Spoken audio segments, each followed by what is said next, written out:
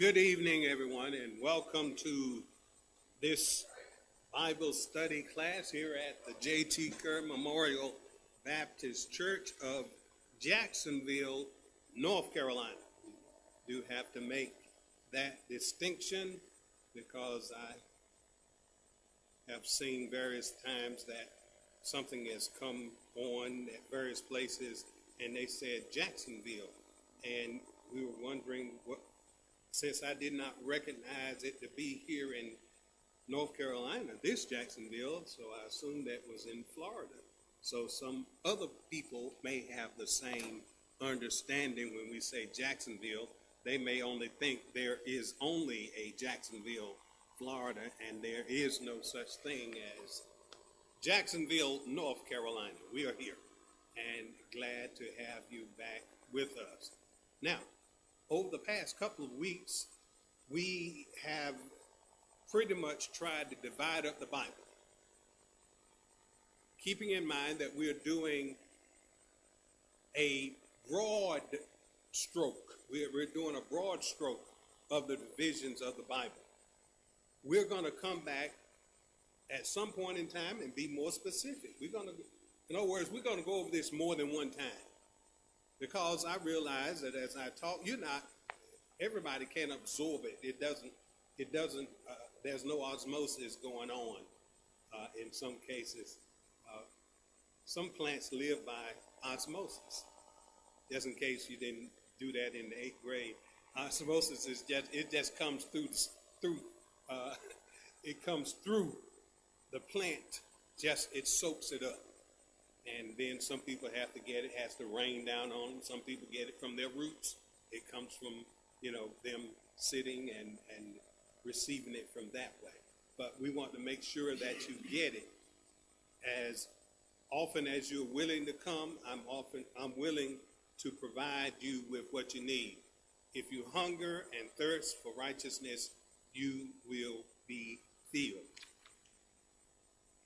We had gone through the history of the Old Testament, keeping in mind that there are 4 sections of the Old Testament, and they are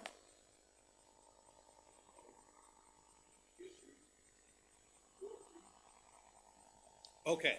And we pretty much had gone through the books, the section that we call history, starting with Joshua, ending with Esther.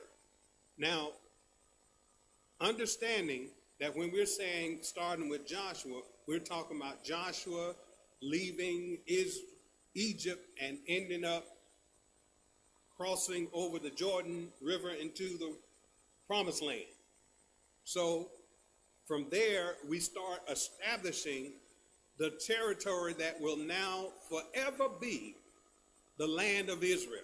Even to this very day, even though they have vacated it several times in history, at least a couple of times in history, they vacated that same land that God gave Abraham. They vacated, and every time they've been able to come back in the midst of insurmountable odds, and God has enabled them to regain the territory. So what I want to emphasize this evening is how that if we're talking about history ends with Esther. And I tried to let you know that Ezra and Nehemiah are the individuals who were a part of the new Exodus. They are the second Exodus. Keeping in mind, I'm sure that you've heard about the first Exodus because there's a book named Exodus, and that book talks about Moses leading the children of Israel out of Egypt back to the Promised Land. Well, that same thing happens again with Ezra and Nehemiah. I'm hoping that somebody would say, well, let explain what you're saying, Reverend. Okay, well, I'm going to explain what I'm saying. We recall that in part of the history, when we have the downfall of the children of Israel, they eventually go into captivity. The southern kingdom goes into captivity under Nebuchadnezzar of Babylon. Nebuchadnezzar of Babylon eventually is defeated by the Persian Empire. The Persian Empire takes the people that have been captivated.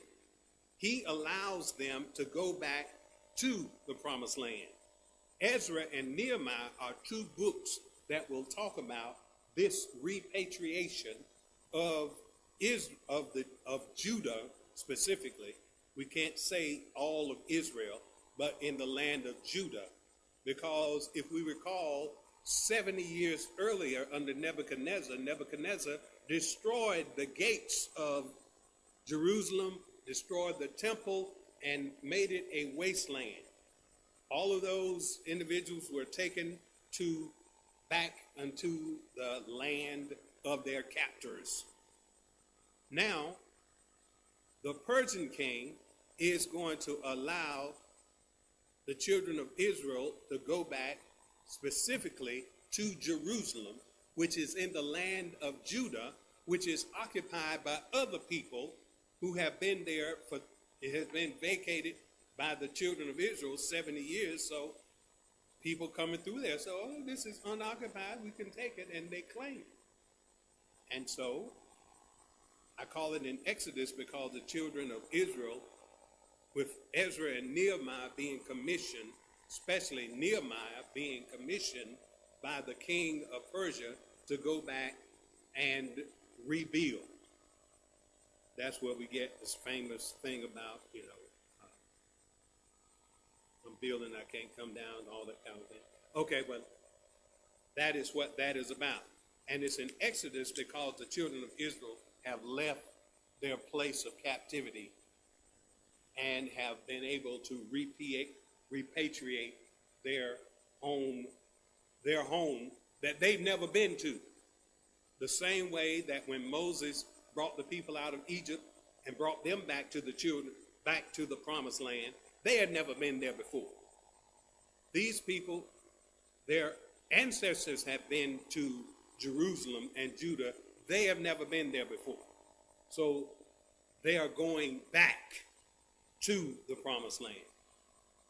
And the reason why that's significant is because Esther and her group of the children of Israel, they remain in the empire of the Persians. They remain in foreign territory, even though they have their own enclave of individuals who follow the one God, who have observed the Ten Commandments, and they are called the children of Israel, and they maintain their integrity. They don't take up the habits of their captors. They don't take on the Persian habits. They maintain what is written in the law. So we have two sets of children of Israel, one that remains in foreign territory and the other group that goes and repatriates the land. Questions, comments? Now, I'm hoping that in your reading that this will start coming to you, because in your reading it won't automatically tell you that, because they're independently written. They're not going to tell you that Esther is over there with the other children of Israel. We know that because we're the readers. They don't know that because they're living through it. So we have a better advantage than the God's people who were living during that time. We have a better advantage because we have their whole story. And we're in starlight. Thank you. All right, now we're getting it now.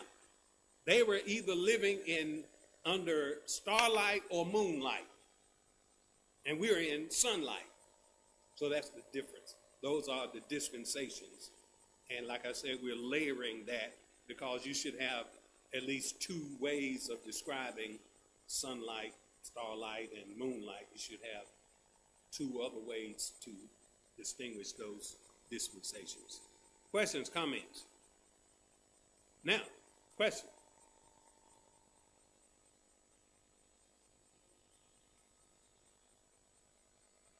Esther is in the foreign territory, right?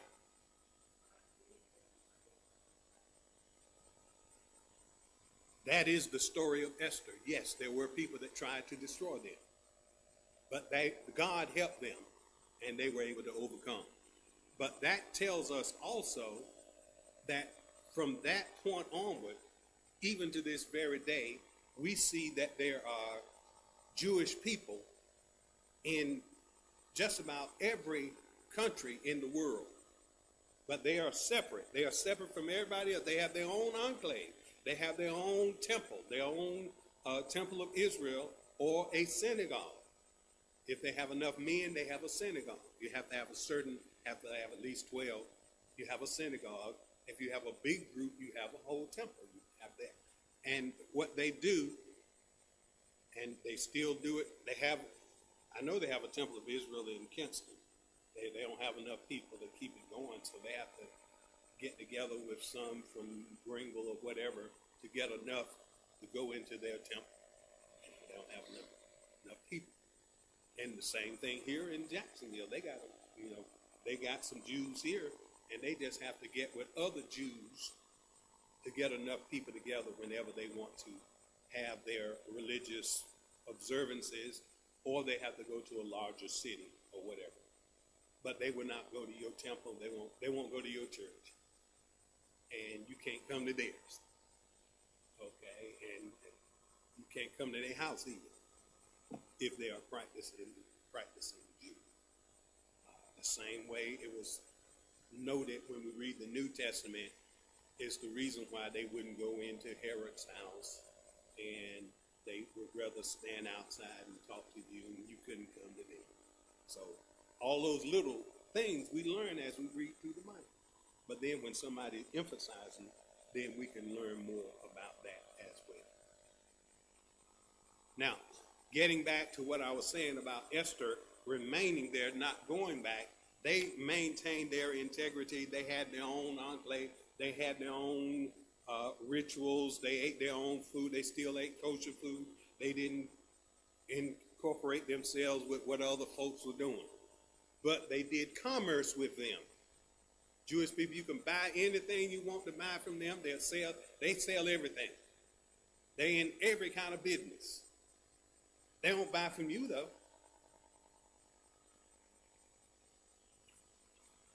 See how many open up a store and see how many Jewish people come to your store. But they want everybody to come to them, and they will accommodate whatever you need. They'll find it. They got somebody who's a Jew somewhere in the world who can get you stuff that you need. It doesn't matter what the business is. They have got they always had a monopoly on silver, gold, and diamonds. And they have maintained their wealth ever since they were kicked out of Egypt, because the Egyptians gave them gold, silver, and precious jewels to leave us and don't come back. We'll pay y'all to leave. Or we're paying you reparation for keeping you in slavery almost 430 years. Okay? Pay them reparations and told them, please don't come back. Okay. Questions, comments. This is a good time when it's flowing like that. It's good to ask you a question that you always want to know and you never asked and you were curious about. That goes to tell you that the Jewish people had black masters for over 400 years. Okay. Just in case you didn't know that. Okay. The Egyptians that's a polite way of saying they were Africans. They don't like to say they were African, but they're African. And they still Africa, even though now it has been infiltrated by Greece. Alexander the Great came before we get to open up I'm telling you a whole lot of stuff that we ain't studying.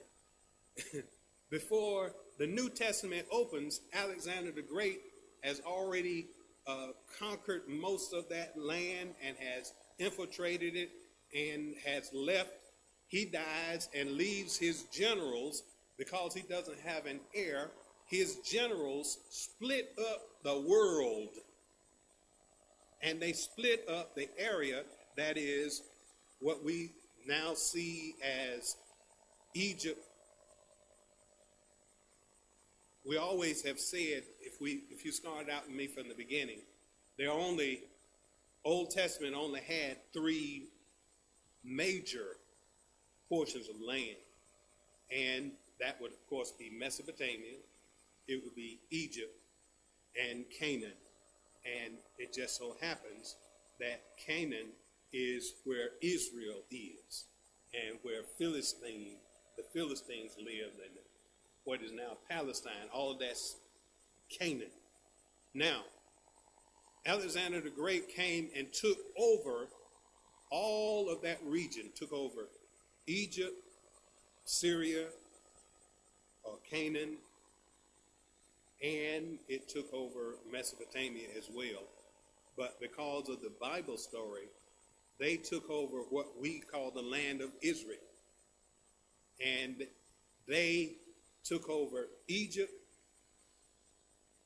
and there was always a war. One general had Egypt, and the other one had Canaan, so keep that in mind. And they warred against each other, at some points taking over the land of Israel, and at some points taking over Egypt. So Egypt eventually changed its leadership to Greek. And by the time we get to somebody like the most famous Egyptian queen that you know, who is the most famous Egyptian queen that you have ever heard of? Cleopatra is not African. Cleopatra is Greek. Nefertiti was African.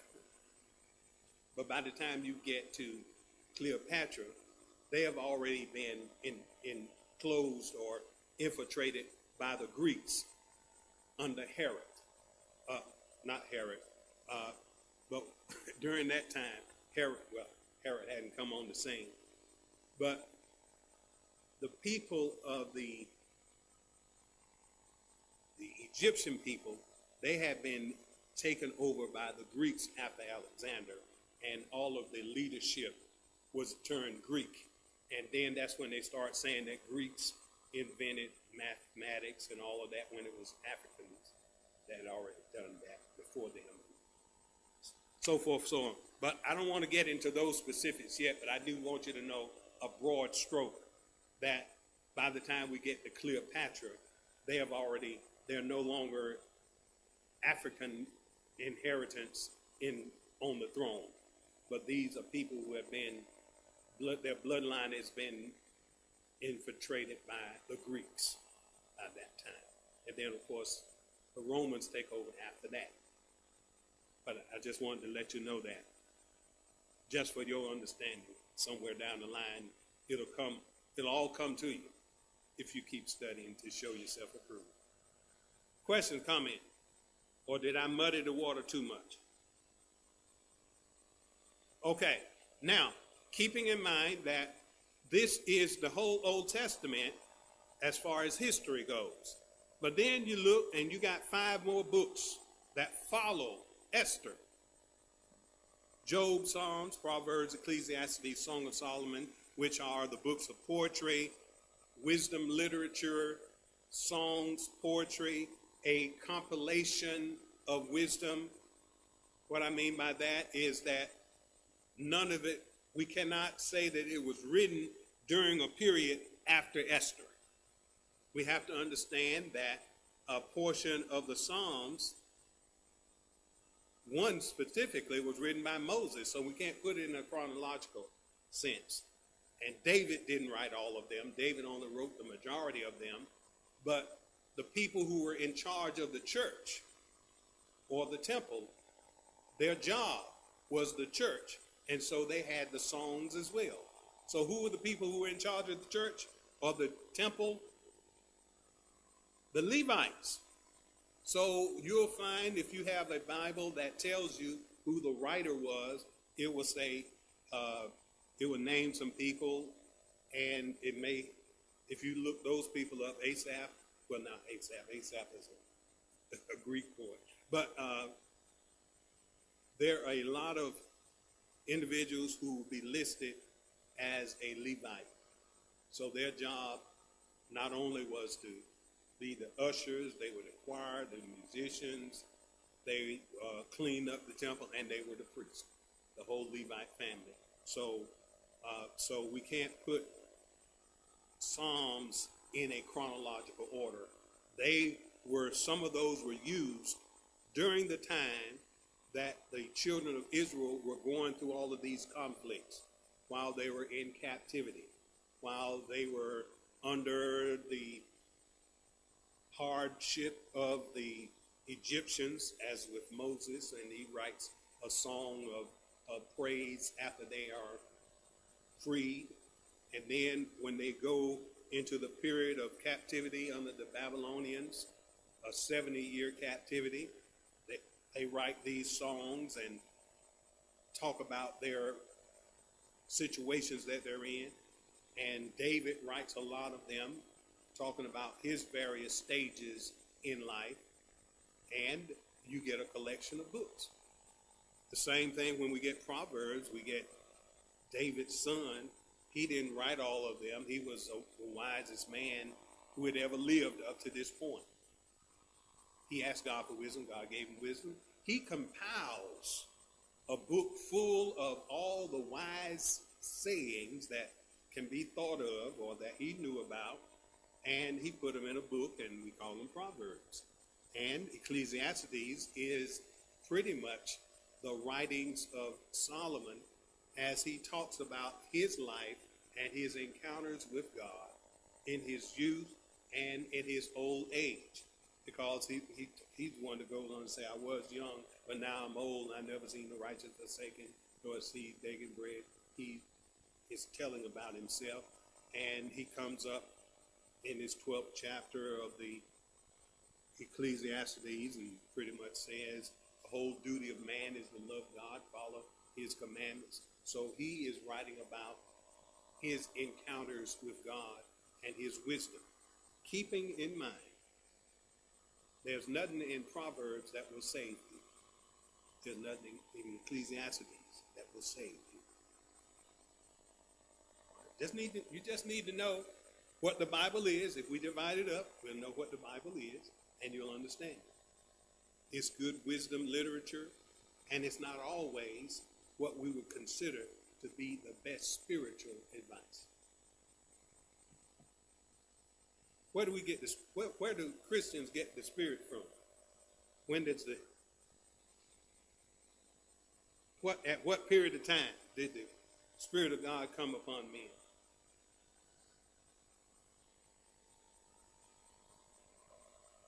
During the sunlight. All right, during the sunlight, during the Christian dispensation, the Holy Spirit comes. All right, prior to that, that means that Proverbs, Ecclesiastes, Song of Solomon are all under what? The law.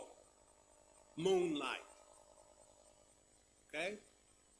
Nothing in the moonlight can save you. You can only be saved in sunlight. Please ask me questions if you don't get that. Because you have to have started with me when I talked about the starlight, the moonlight, and sunlight, the patriarchal, the Mosaic, and the Christian. And then when you start putting all those layers together, you can see it clearly.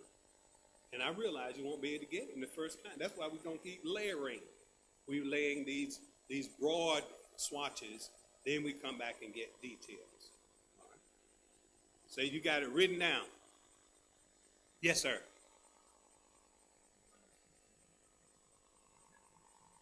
Yeah, okay.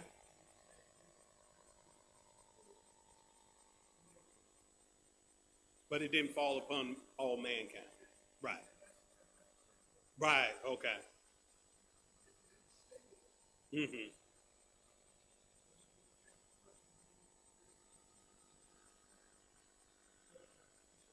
Okay.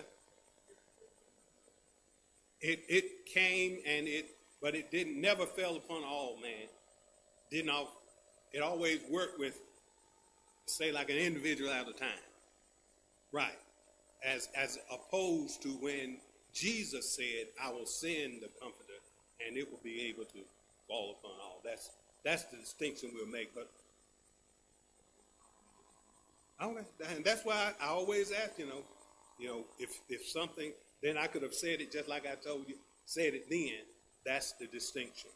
But we can always clear it up when we know what your misunderstanding is, or your trying to get it word for word. Yeah, the Holy Spirit was in the beginning because it said, let us make man. But it didn't fall out upon all flesh, as was noted by Joel. And Joel was still under the moonlight. It didn't fall out while he was there. And during his time, he told it would come. Okay? Question, comment? I appreciate all your questions and comments. It helps us. Now, I will, at some point in time, we're going to go over every book, but I'm trying to give you a broad swatch of overview of it, a broad overview, then we'll come back in details. Now, all of these books of inspiration, comfort and praise, wisdom literature, Job, they cannot put him in a chronological. We can kind of put him in a period of time that he would have to have been somewhere between patriarchal and Mosaic. He could not have been in Mosaic because of his conversation. He did not give reverence to the law. So he would have to have been patriarchal. How do we know that? If we read enough books of the Bible, we'll know who's under patriarchal and who's under Mosaic. And if we read Job is almost parallel with people like Abraham, and not to the point where the children of Israel have gone into slavery under the Egyptians. Does that help anybody? So Job, in his delivery, he never even acknowledges a law, so they don't have it. Abraham did not have a law. So that is why when we get to the New Testament, Paul tries to tell those individuals who try to live according to the law, try to live according to the Ten Commandments, that Abraham didn't live according to the Ten Commandments. And his salvation or his deliverance came because he had faith, not because of the law. So we still have people wrestling with, do I follow the Ten Commandments? Ten Commandments cannot save you. Okay? Question, comment? Now that's still a hard thing, a hard tradition to break, because sometimes we were raised with that thinking, but they did not understand that was under moonlight. When Jesus came, he brought us into sunlight, and Jesus said, I didn't come to destroy the law, I came to fulfill the law. If you do if you're saying love the Lord with all your heart, your might, love thy neighbor as thyself, then you have accomplished following the Ten Commandments. All of that is incorporated into that. If you really wanted to look at the Ten Commandments, the first 5 commandments are your obedience to God and your homage to God. The second 5 are your obedience or your loving of man, if you ever want to break it down. Now, you will get confused because you get the commandment 5, and it said, honor your father and your mother. That's 5. That's 5. I said the first 5 are about God. But you have to understand that it says, honor thy father and thy mother, that thy days may be long upon the land which the Lord thy God giveth thee. That's the only command that has a promise And it's because the first acknowledgement of God that you will ever note is your mother and your father. They're the first ones who will introduce you to God. Well, yeah. Technically, they're supposed to be the first ones to introduce you to God because you learn God from your parents. And that's your honor to God when you honor your parents. And he makes it so emphasized that he give you long life if you will follow your father and your mother. He give you long life. That's the only one that got a promise with you. Questions, comments about that? Sometimes that gets deep for some people. The Ten Commandments was merit-based. Yes. And that's where people get stuck because they think they can be good and they can get to heaven by being good. And that is not correct. And nobody can keep the law anyway. So you can't be that good. And that's emphasized throughout by the time you get to the New Testament, say nobody can get to heaven with following the law. Said you couldn't even follow the law, and y'all want somebody else to follow the law, and you had a hard problem. They won't just talk about the Ten Commandments, but the law in general, they couldn't follow it all because there were some specific things in the law that made it almost impossible. And they had to add some things to the law. Say, well, you can't do nothing on the Sabbath day. Okay, well, let's say, okay, you can do this. You can travel this far, but you can't go the extra mile on the Sabbath day, but you can travel this much. And then it goes on to say, well, Jesus said, well, if a man have an oxen and oxen fall in the ditch, would you get him out on the Sabbath? And they were skeptical. They didn't know that. I guess they would say, well, we got to let him stay there till the next day. But then the reason why Jesus brought that up is because Jesus healed a man on the Sabbath day. And they said, you healed that man on the Sabbath day, and then you told the man to take up his bed and walk? That's working. They didn't even acknowledge that God had intervened and caused a man who couldn't walk to walk, and they're going to talk about the law that he carrying the bed. Somebody ought to be praising God that he can carry his own bed, that he can walk. And then got mad at Jesus because he was healing on the Sabbath day. Okay. He got another controversy with them because his disciples, they said that they didn't wash their hands right. So they were all in the principle of the law without loving anybody. Because if you love God and love man like you love God and love yourself, then you don't have to worry about killing them. You don't have to worry about stealing. You don't have to worry about lying on him. So if you can love your neighbor like self, no, I don't need to tell you thou shalt not kill, thou shalt not steal, thou shalt not commit false witness against thy neighbor. Thou shalt not commit adultery. You wouldn't need all that. Abraham didn't need it. All they had to do was believe God. If you believe God, you will do unrighteousness toward others. All right. That was a multi-lesson inside of that. Now, here is the other important thing that you need to recognize in studying the Old Testament, because there are 17 books that follow after the history and the inspiration. You got 17 more books. 5 of them are, all 17 are what we call prophecy. But we subdivide it, and we have minor prophets and major prophets. Major prophets and minor prophets. Do it that way. Major prophets and minor prophets. Now,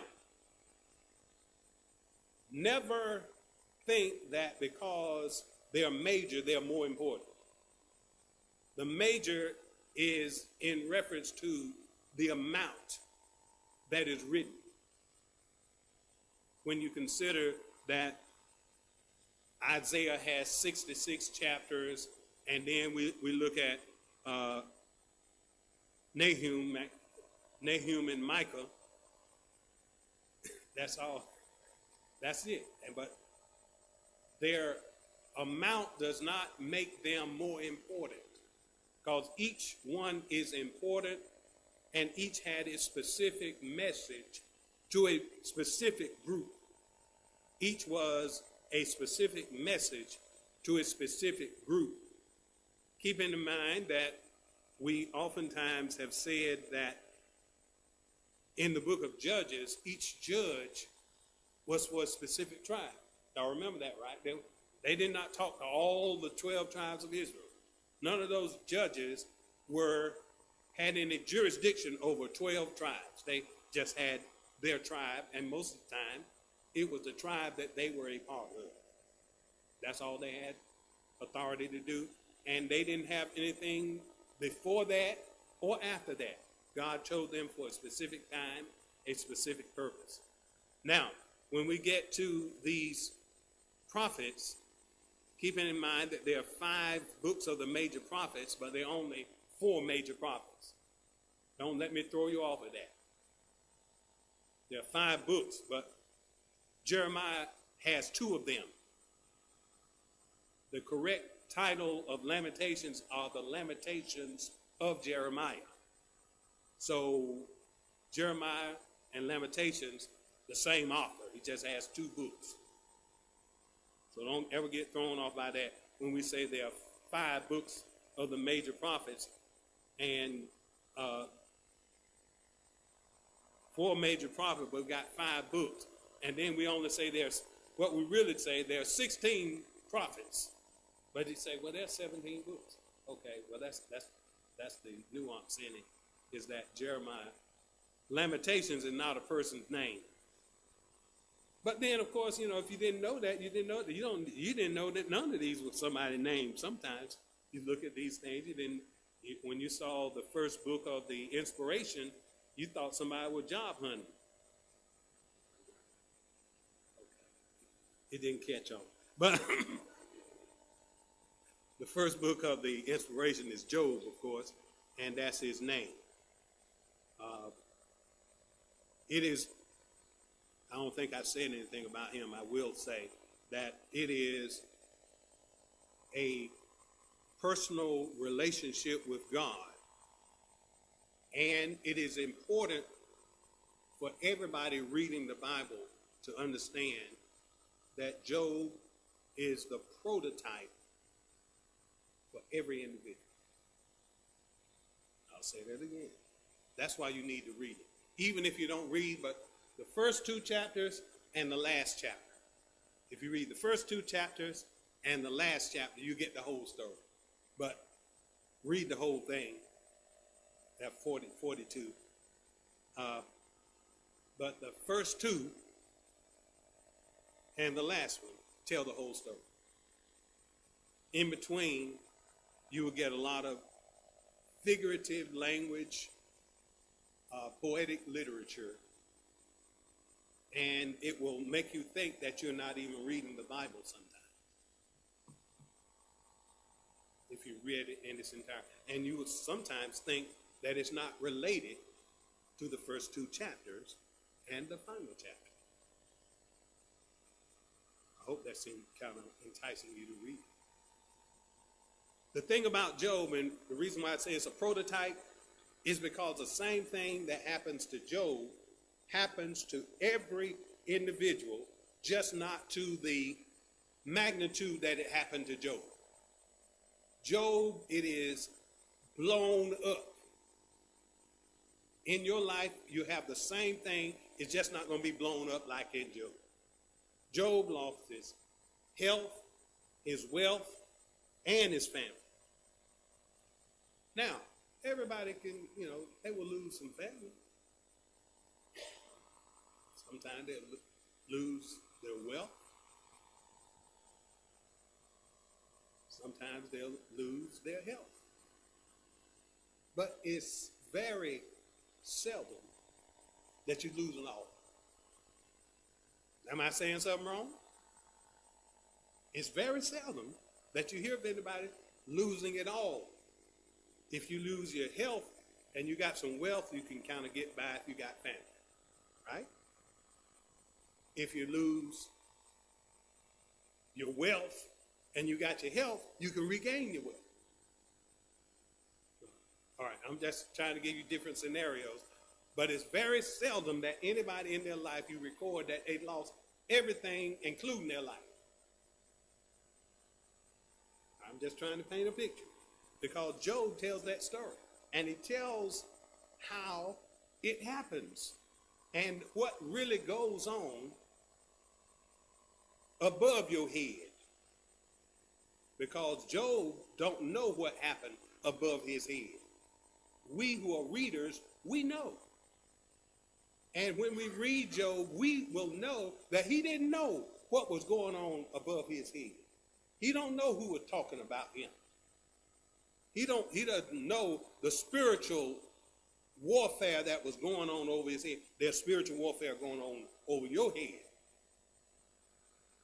And you don't know what's going on. We know Job's story because Job doesn't know what's going on above his head. If he had known what's above his head, he wouldn't have said some of the things he said.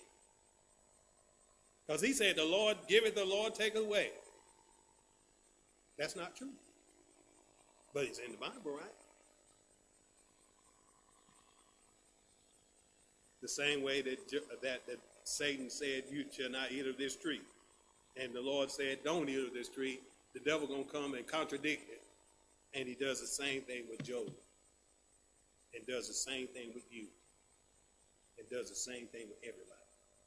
The exact same thing that is happening with Job and the discussion about him is the same thing that's going on in your life that you don't even know about. But I'm telling you, it is. So there's a conversation going on about you that you don't hear. Ma'am? I didn't hear your question. Okay, yeah. In the spiritual realm, there's something going on. In other words, there's a warfare going on in the spirit realm that you don't see, but you can see some results here on earth. Because before it takes place on earth, it takes place in the spiritual realm. Specifically about Job, the devil, Satan, who is the adversary of God, has a conversation with God about Job. The same way he's having a conversation about you. Satan is having a conversation with God about you. And it's all about how much Job is doing what God wants him to do. He's favored, he's doing things. And of course, the devil always puts a stickler in everybody's life. He said, well, if you weren't blessing him so much, he wouldn't be serving you. Just as soon as you take some of those blessings away, he'll curse you. Just as soon as you take some of that stuff, all them blessings you're giving him, just as soon as you take it away, he's going to start serving you and he's going to cuss you out.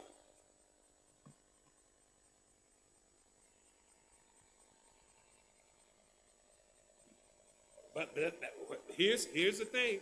Here's the thing. That is what I'm saying, that this is your prototype. Exact same thing he's doing to you. He's doing the same thing to everybody. Job is every man. Reverend? Pretty much. He wants to sift you like wheat. So that what he's really saying is Job is the prototype.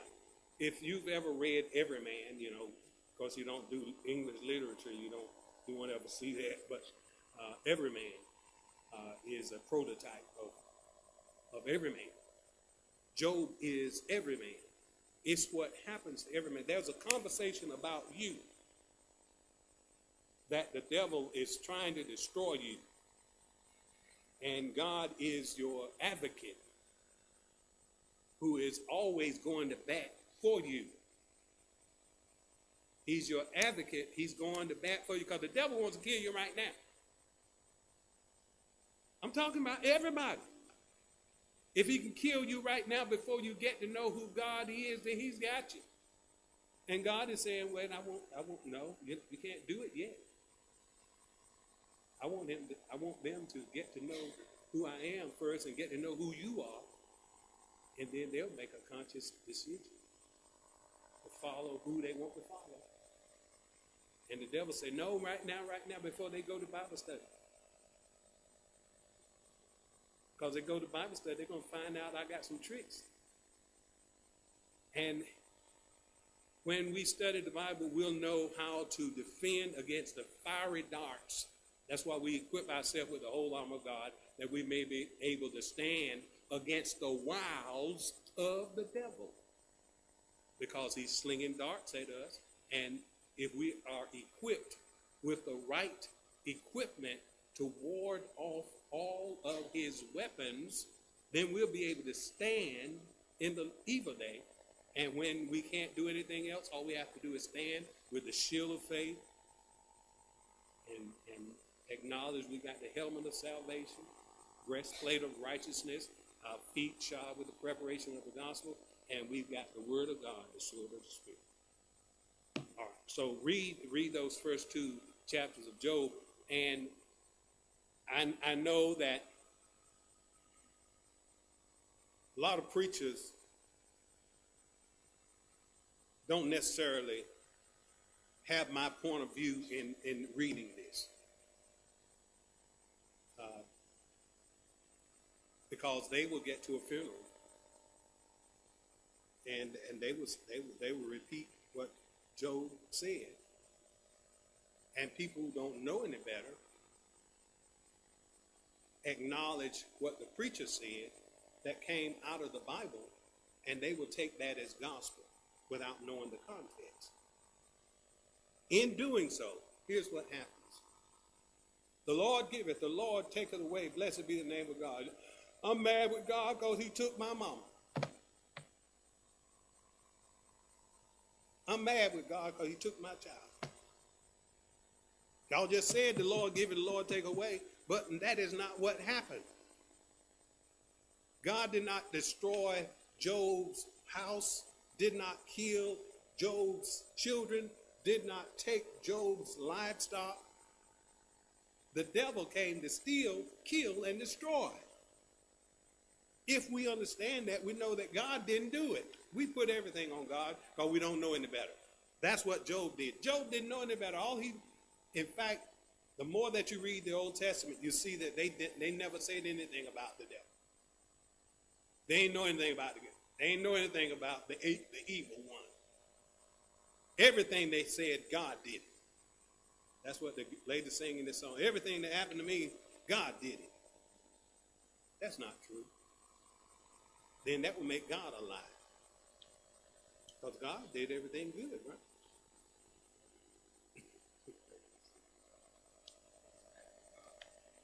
And that's the insurance companies do that. They say that when your house get hit by lightning or a storm comes, the storms come, they're act of God. No.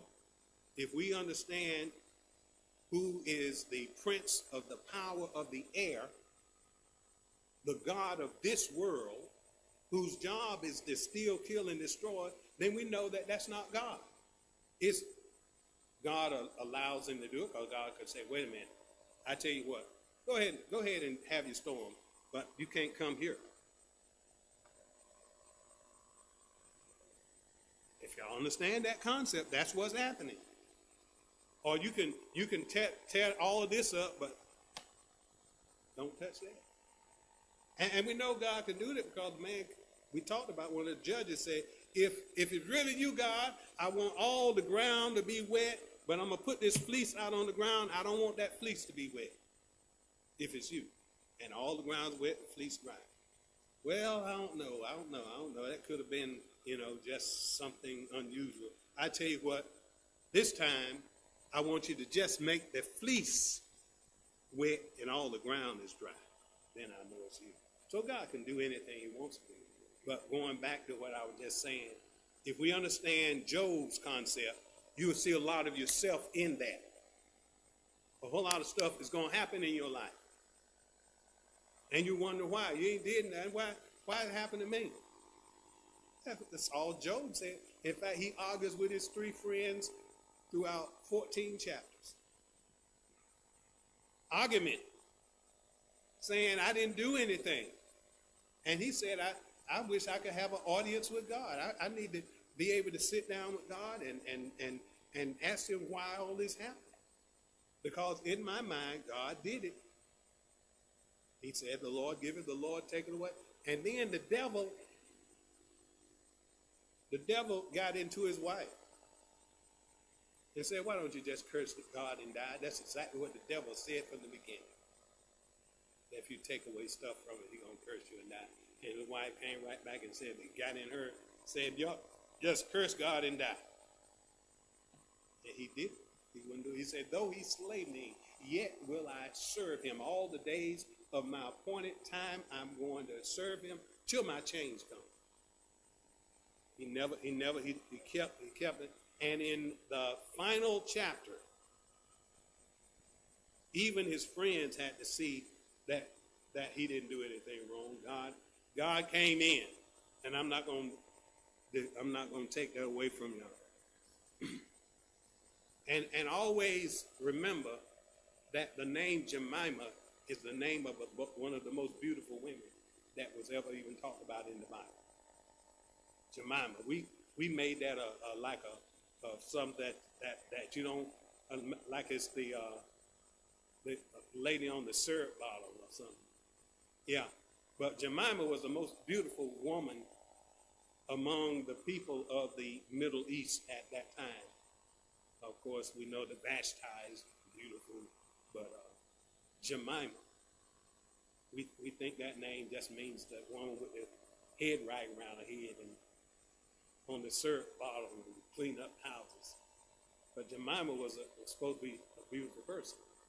I don't know how if somebody had read the Bible and saw that, they would have named their daughter Jemima. But they scared to name their daughter Jemima because they think it's the lady on the syrup bottle, Aunt Jemima. Okay, I'm telling the truth now. Aunt Jemima, they done prettied up Aunt Jemima now. She used to be kind of a stout woman with a head right around her head and all that. They done made her pretty. They done made Jemima pretty. They done retooled. Yeah, they made her pretty. If you ever looked at an old Jemima syrup bottle and look at a new, in fact, her whole dress is different. All right. She got on earrings and all that too. Pearl earrings on. The new Jemima. Okay, question, comment. We will not be here next week. One reason is we're going to have the church conference on Thursday. And I know that y'all can't do 2 nights in a row. So we're going to be here on Thursday night for the church conference. I will be in Winston-Salem for the General Baptist State Convention. So that'll give you all a break on Wednesday night, but you got to be out here on Thursday. Now, to run through those books that you would think should be after Esther, I'm going to show you why they're not. Isaiah actually would be way before Esther comes on the scene, because Isaiah is preaching by the time we get to like First Kings and First Chronicles, in those sections is where Isaiah is giving warning to the children of Israel that if you do not adhere to God's, in other words, I said that the whole history is about whether people followed God or didn't follow God, the consequences and the benefits. And Isaiah is telling them that if they don't follow God, God's going to send somebody just like he did with the judges. He's going to send an enemy to punish you. And that was the Assyrians. So Isaiah preached a pre-warning that they need to straighten up and fly right, or they're going to be destroyed, and they were destroyed. Jeremiah, same thing. He is preaching to that first group under the Assyrians. They fell victim, the northern kingdom. So the southern kingdom is still standing, and they're headquartered in Jerusalem. They have the temple. Jeremiah walks around and tells them and preaches to them that you're not living right. You need to straighten up and do what God said. You're just going through the motions. And they said, well, you know, God lives with us. He's in the temple. And so nobody can destroy us as long as we got God. And that had been true in years past, but now they were really not following God. And as a result, they didn't want to hear Jeremiah preach. And they didn't want to kill him because they say he really is a man of God. And if we kill him, there's going to be repercussions. So we're not going to kill him. They just dug a hole and stuck him in a hole. Put him in a dungeon that was underground. Not underground, but below the earth in a pit. And he was there when the Nebuchadnezzar and the Babylonians came and destroyed the city. He was there in the pit, and the enemy came and took him out in the pit and said, you can go. Took the rest of the people and took Shadrach, Meshach, Abednego, and all the young people and took them with him. Took the king Zedekiah's 2 boys who were the princes who had been next king, killed them in front of Zedekiah, and then blinded Zedekiah and led him around in chains. But that was what Jeremiah had already talked about. Now, keeping in mind that Isaiah also talked about something that was going to happen 2,000 years later, he talked about Jesus. And that, of course, that didn't mean a whole lot to the people then. It did, because he was telling them that there was going to be a coming of a Messiah. There will be somebody who's going to set them free. And because now that they were captives to the enemy, they were thinking that that would be something immediate. But it would be something that would happen centuries later. And in some aspects, it was immediate because they were set free after a period of time. And Lamentations is Jeremiah, all the times that he prayed to the Lord that God would spare them, God would not destroy them. And those were his prayers and his crying to the Lord, just like the people in Judges cried unto the Lord and God sent a deliverer. He was crying to the Lord for a deliverer. And in those Lamentations, that is what those are about. Ezekiel and Daniel were contemporaries, even though we know a little bit about Daniel. More about Daniel because he was a little boy when Nebuchadnezzar came and he was taken to Babylon. He became an advisor to the emperor of Babylon, and he saw the Persians come in and take over the Babylonian empire, and he was there when the Babylonian king allowed the children of Israel to go back to Judah and Jerusalem.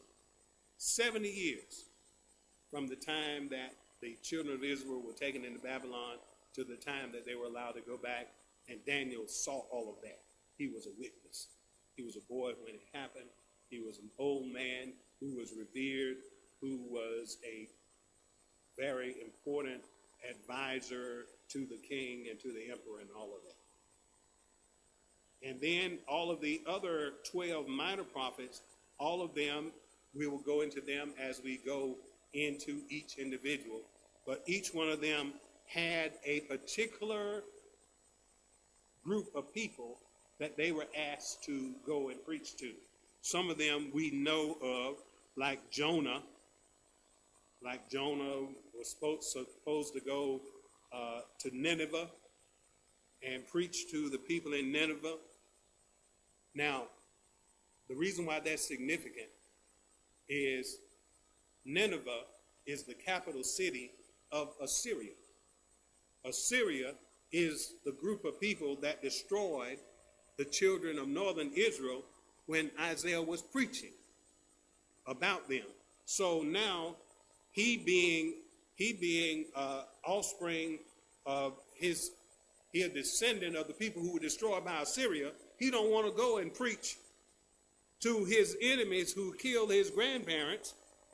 And I know if I go and preach to them, God's going to deliver them, and I don't want God to deliver. So that's what that story is about. But he preaches to them, of course, after he gets vomited out by the whale. And you go down and you find Nahum, and he had the same job 100 years later. But this individual, this time, when Jonah preached, they were delivered. When Nahum preached, they were not delivered. And there is something in the Middle East now that talks about Jonah. It's not spelled Jonah, but they're talking about Jonah because Jonah saved them, in their words. He's responsible for them being saved. And during the time that Saddam Hussein was trying to tear down all the religious things, artifacts of the Middle East that go back to this era, it was something that was a statue that was dedicated to Jonah, even though Jonah was a Jew. Well, he would have been considered a Jew. The people there were, at the time, over years, have become Islam, but they still acknowledge this Jewish figure who had saved them centuries ago. Okay, I'm going to leave it there. You have any questions to close us out with? Any questions that you needed to wrap around, you needed to get clarification on? You didn't want to go home with this outside the box and you didn't put it back in the box? We wanted to get whatever you had, if you had something that you just wanted to put some clarification and closure to. I want to do it now before we close. So everybody got it? Yes. Oh.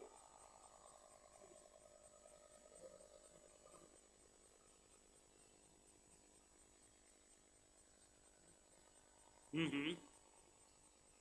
What is lamentation? Lament is what it is. In other words, Jeremiah was called the weeping prophet. Those lamentations are an example of his weeping and crying to God.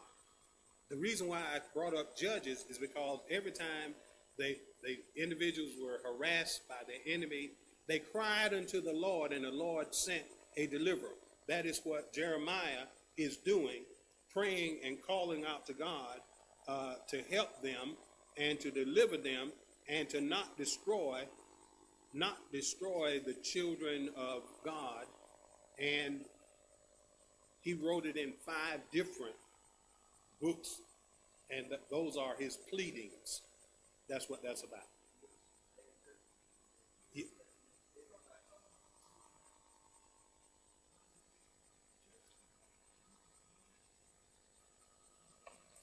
He was lamenting over the people of the Jewish people, that God would not destroy them, give them another chance. Yeah, that's what all of his were about.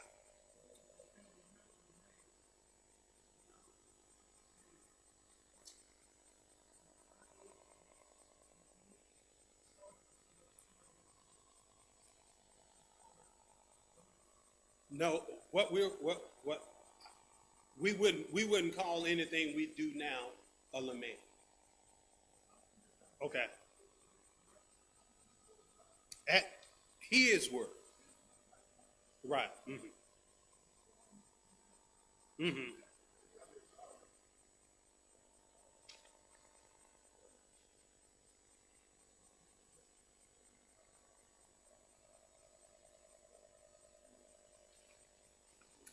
Mm-hmm. But Lamentations is Jeremiah. That's the only place we ever see a section called Lamentations or lament. But then we hear that he's a weeping prophet. That's his nickname. And that is his crying. And lament means to cry. And we oftentimes say that prayers and lamentations. Right. Mm-hmm. Mm-hmm. Okay.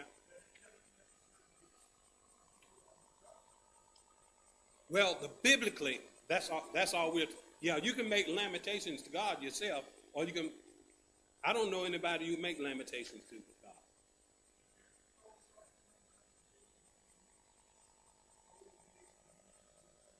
Oh, lamenting, yeah, but you wouldn't, yeah. Yeah, that would be the verb to lament, yes, right. Okay, that's perfectly okay. That you're trying to lament and you're using the definition of lament. Yeah, because we can do prayers and lamentations. Oftentimes we are observing godly, but it don't lament does not have to be godly. Yeah, the word itself. All right, but but and I was correct when I said unto you that Jonah and Nahum had the same assignment 100 years apart, because Jonah he was reluctant to go there because he remembered his parents talking about the Assyrians destroyed them. Jonah went and preached to them after being reluctant and going the opposite direction, and a whale brought him back. All right, and so he preached, and the king lamented. The king lamented, and the king himself ripped his clothes, which was always a ritual when you are godly sorry. Ripped his clothes, put ashes on his face. That's what they do on Ash Wednesday. They put a ash mark. That's what that is when you're truly grieving. And he did it, and all of the whole city came out and repented because of what Jonah did. And that's why I say there is a statue in that modern day era, in that modern day city, that has a remembrance of Jonah. And that, for 100 years, that particular area was acknowledging God and all that. But it's still just like we read in Joshua, that a generation arose that knew not God. Same thing happens in our generation. A generation has arisen that knows not God. Nahum went and preached to them a whole generation later, and they didn't want to hear it, and they were destroyed. Okay. Any questions or comments? All right, you just need to go back and read it, and then when you read it, then the stuff I'm talking will kind of add to it, and it fills in the gaps. You need to read Job, and like I said, at least read the first and second chapter, and then read the 42nd chapter, and you get the whole story. Because in between, you're gonna hear a lot of back and forth arguments, and then he's going to have a soliloquy where he just talks, and then God is going to talk to him and said, you wondering why I did what I did? He said, well, where were you when I put Orion in the sky? Where were you? Yeah, he going to tell you I ain't got to explain that to you. Pretty much is really what it said. I'm God. All of that's there. Yeah, you didn't do any of that. Okay. Questions, comments? If not, we will not be here next Wednesday. We will be here on next Thursday. All right, give us a closing prayer.